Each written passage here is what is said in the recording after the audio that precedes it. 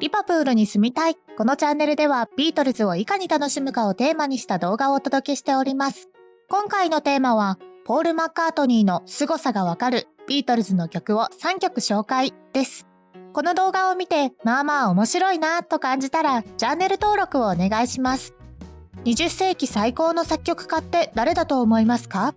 いや、21世紀を含めた第二次世界大戦後の最高の作曲家って誰だろう？私はポール・マッカートニーだと思います。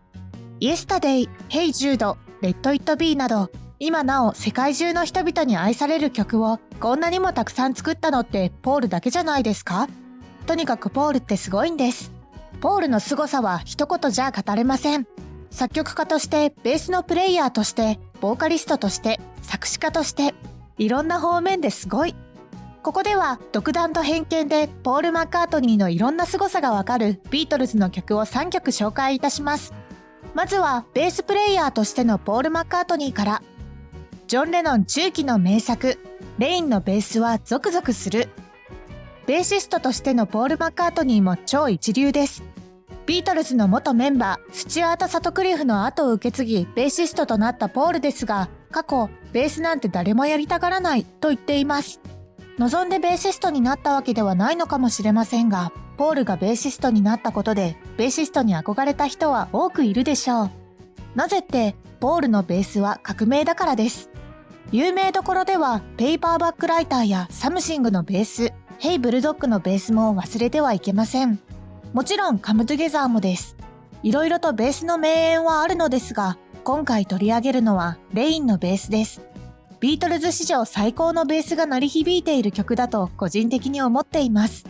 この曲レインは相棒のジョン・レノン作の曲です。1966年5月にシングルペーパーバックライターの B 面としてリリースされています。ポップとサイケの境界線にあって、決してキャッチーではないけど癖になる、そんな曲です。この曲、なんといっても演奏がすごい。ジョージ・ハリスンのインド風のギター、そこに絡みつくようなジョンのボーカル、ベストプレイだったと本人が振り返るリンゴのドラム、そして何よりもポールのベースです。もう発想がすごいというか、何と言いましょうか。まとめると鼻血が出るほど痺れる名演なんです。ビートルズは演奏が下手という誰が言ったかわからない都市伝説を見事に吹き飛ばしてくれる名演です。ぜひビートルズの公式 YouTube から聞いてみてください。いろんなパロディも超一流、古き良きアメリカっぽいハニーパイ。続いては作曲家としてのポール・マッカートニーの凄さです。作曲家としてのポールの凄さなんて今更語る必要はないかもしれませんが、語らないわけにはいかないので語ります。だけどここでは王道の曲はあえて船外とします。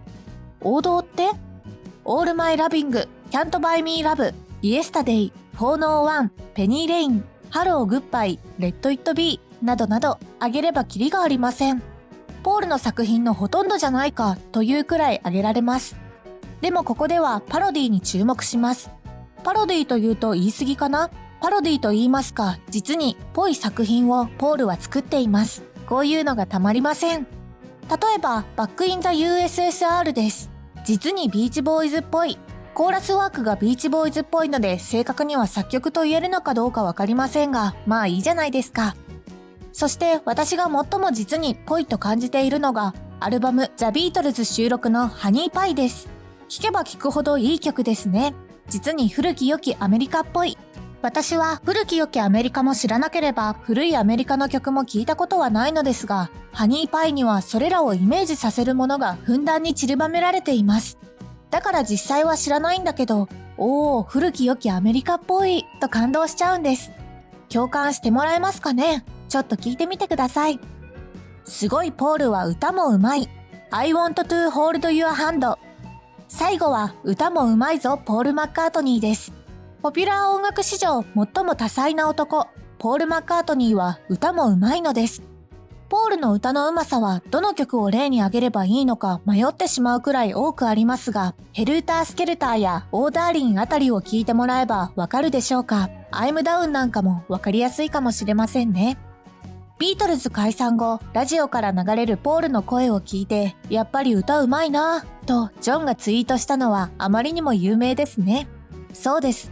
ポールの歌のうまさはジョン・レノンのお墨付きなのです。今回取り上げる歌うまポールがわかる曲は I Want to Hold Your Hand です。